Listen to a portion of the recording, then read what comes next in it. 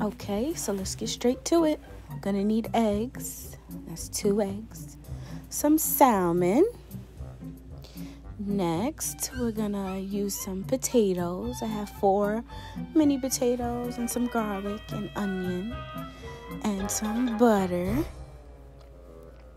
We're also gonna use some mushrooms.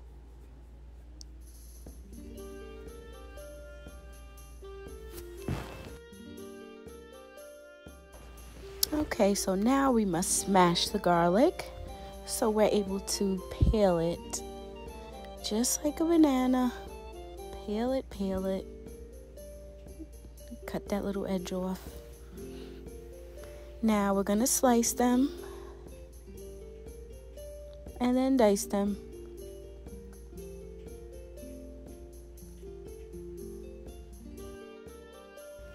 So next we're gonna slice the onion, and you see I got my girl Tula help me out.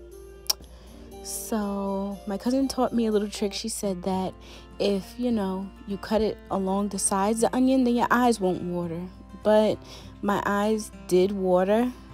Anytime I cut onions, it's just like, oh my goodness, it's like a river. So now I'm just adding the garlic to the butter, and we're gonna let those saute.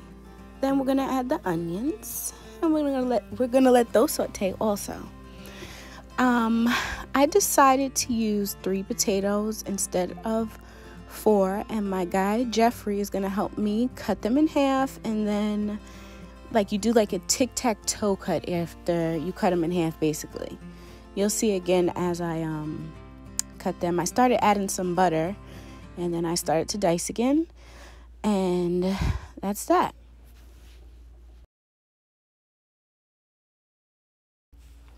Okay, so now I'm going to add the potatoes to the onions and the garlic and let them saute. I honestly wish I would have started with the potatoes. That's what I usually would have done, but I guess I was cutting the garlic and the onion. I just got distracted. But usually I would start with the potatoes because it takes longer to cook. Excuse me, I'm making a second breakfast. Well, I'm making 2 different breakfasts. This is for me and my mom. My son wanted waffles, so I'm going to add salt. And I was definitely bugging because I needed more salt than that. Few cracks of pepper. And we're also going to use some garlic. More garlic. Yes, I love garlic. Like, it's a must in every meal. Fresh garlic, fresh onion. It just makes everything come out better, honestly.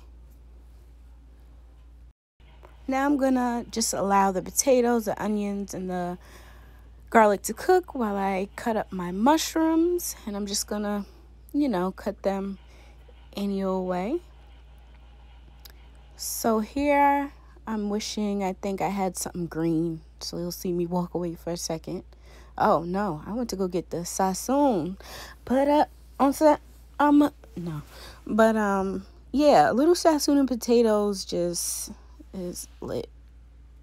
So there I was just checking if the potato was done, and it wasn't. So now I feel like I have to do something a little different in order for the potatoes to cook along with everything else. So I'm going to add a little bit of water. You see that cup? Hugs and kisses. But XO. But so I'm going to put the little bit of water, then I put the top on there. Now I'm getting the waffles out for my son because he's ready for his breakfast. And I'm going to just be preparing that real quick. Excuse me, I got the maple syrup for his waffles. And I guess I'm just putting that together. Bear with me.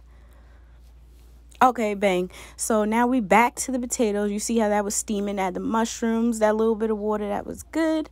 Add the mushrooms. Where'd I go? Oh, there we go. I told you I was looking for something green, and there it is. It's a green bell pepper, and I only put like a little piece of it in there because at this point the potatoes are nice and soft. So now the other veggies got to catch up. Usually, see, I should have added the onion and garlic at that point because then it would have been more crunchier because I like my vegetables with integrity. I like for them to have, some crunch to them, I guess. So at this point, I'm, stir frying, mixing up. Looks good, smells good. Okay, so next we have our salmon. And this may throw you off a bit, but it is what it is. Okay, so there I'm taking the fat from the skin of the salmon and putting it in there because it needed more butter, but I'd rather take the fat from the salmon, omega trees and all that. Don't be afraid of it. So I'm just letting that heat up in the pan, and it's creating like its own natural oils from the salmon. It's a salmon dish anyway, and I'm going to add the salmon into it. So I just figured, why not use the salmon fat instead of butter? Just made a little bit more sense to me. So here we are getting ready to crack the eggs. 1. And we have number 2. So my goal was to do 1 egg and then 1 egg white, but you see how that went.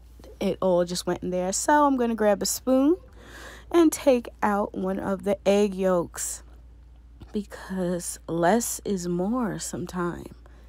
Less is more. So once I discard of that egg yolk and the shells, I'm going to come back and whip it up, and that's just going to be that.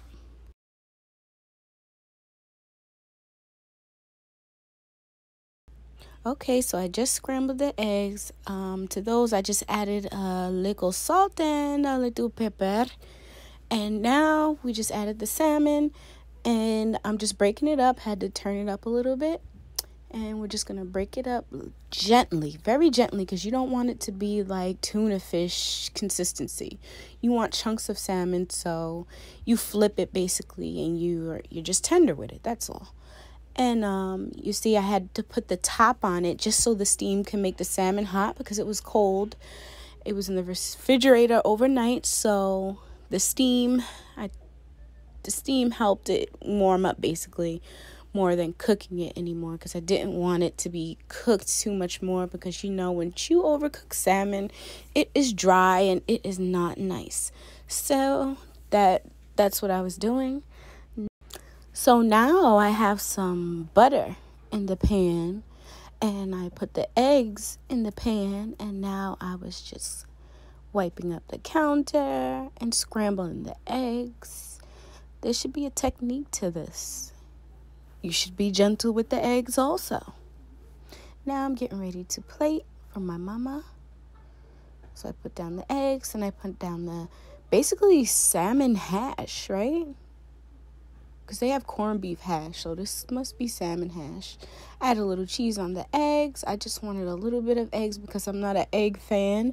But, there goes baby boy. And there we have it. Our finished product, scrambled eggs and salmon hash. Enjoy.